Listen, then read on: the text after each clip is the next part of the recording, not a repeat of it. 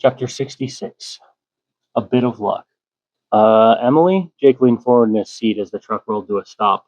Somebody lives here. The beige two-story sat in a perfect upper-middle-class camouflage, flanked by two identical homes and framed by a lawn that screamed HOA-approved mediocrity. The only car in the driveway besides Jerome's borrowed truck was a fading red sedan with sunburnt paint. Ordinary, forgettable. Inside, though, well, Jake had never seen decor so aggressively generic. Through the window of his mind, he could see "Live, Laugh, Love" sign over the sink, a family stencil in black script over the living room archway, a coffee pun hanging beside the oven, so painfully unfunny he felt second-hand embarrassment. No photos, no mementos, no personal touches, just the visual equivalent of elevator music. And then there was the woman. She looked exactly like someone who would own that decor. Early 30s, brown ponytail, glasses, hoodie and sweatpants, despite the warm evening air. She was plating a pre-made dinner tray, giggling at something on the TV. Jake shivered. It felt like they were walking into a simulation running on low creativity settings. "Emily?" Jake said again as they stepped out of the truck. "You definitely know someone lives here, right?" Emily only smirked. Jake grabbed her arm. Seriously, whose house is this?" Emily drug him to the door and rang the bell. A moment later, the mystery woman opened the door, confusion smothering her features like a ripple on still water. "Hello?" she asked, voice soft and bewildered. Emily didn't hesitate. "Don't close the door. Listen carefully." She placed her hand on the woman's shoulder with practiced ease. Jake felt the command ripple outward, subtle and warm, like a draft through an open window. "We're going to stay with you for a while," Emily continued, "and if anyone comes looking for us, you're going to tell them no one else lives here and that we're not here." The woman blinked, confusion folding into acceptance almost instantly. Okay, come in." Jake whispered, "Emily?" But she was already walking past the girl like she owned the place herself. "Jake, grab our bags," Emily said over her shoulder. "Everything. Bring it inside." Jake found himself moving automatically, yet not unwillingly, towards the truck. Inside, Emily settled onto the couch like she'd lived there for years. The girl hovered nearby, still a little lost. "Do you live here alone?" Emily asked. Yeah," the girl replied. "And what's your name?" "Stephanie?" "Hey, Stephanie," Emily said warmly. "Hey," Stephanie echoed, studying Emily with the gentle confusion of someone trying to decide whether they're dreaming or not. "We're hiding from a monster," Emily said matter-of-factly, "and we need your help, and you're gonna enjoy helping us, actually." Jake walked in with a box of groceries. Stephanie smiled at him. "That's Jake," Emily introduced. "Oh, hey, Jake." "Hey," he called back, moving quickly to the kitchen and then back outside. "Stephanie," Emily continued, "this house is pretty big for one person. Do you get much company? People come by often?" "Not really." Stephanie looked embarrassed.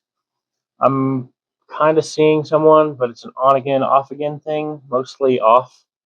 "And do you like him?" Emily asked. Stephanie's face flushed. "More than he likes me, I think." Emily gave her a sympathetic look.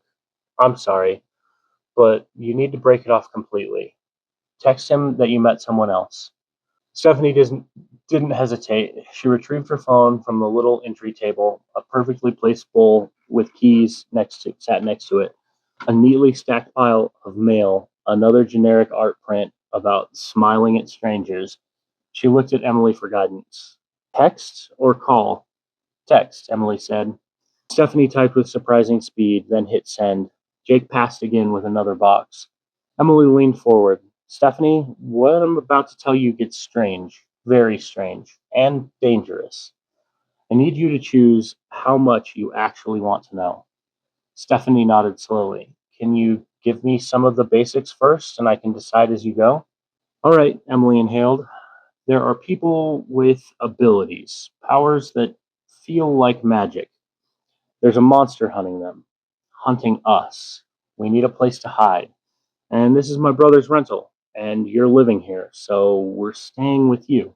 Stephanie's eyes widened, not in fear, but in awe. You believe me? Emily asked, genuinely startled. Stephanie nodded vigorously. Why? Emily asked. Most people don't just accept this so quickly. Stephanie licked her lips, nervous. I'm, really lucky. Jake and Emily exchanged a subtle glance as Jake passed through the living room again. No, Stephanie rushed. I mean, really lucky. She took a breath. A few years ago, things just started happening. I won a car at a casino downtown just after going inside.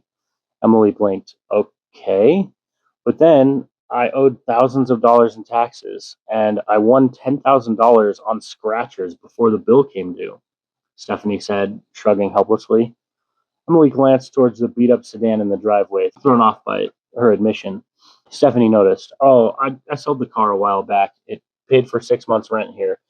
But after I sold it, I won a small lottery while on a girls' trip, just over $1 million. Emily stared. Why rent if you could just buy a house then? Stephanie brightened. I guess because I was supposed to stay here? I didn't realize that until just now. But yeah, I felt like something important was going to happen here. Like I needed to be here for some reason. Jake froze mid step with a box in his hands. Emily leaned forward. What else? Stephanie started talking faster, almost breathless. I find money constantly. $20 bills, 50s every once in a while. My ex, I found out he was using dating apps the same day he downloaded them. A friend saw the notification randomly and called me. Stephanie's hands flailed enthusiastically. I kicked him out and kept the stuff he left behind and sold it at a yard sale. A guy offered me $500 for a pair of sneakers. I didn't bother pricing anything. He just assumed I knew what I had. Her excitement built, almost musical. And little things too. Always getting the last appointment slot when I need it, always winning raffles, always, well, everything. Just things go my way. It feels like the universe keeps nudging me towards something. Emily's mouth hung open. That's better than luck. No, Jake said, sitting the final box down. That's someone with power. He grinned at Stephanie, and I think we seriously need you. Emily nodded, smiling wide. Stephanie, we have a lot more to talk about.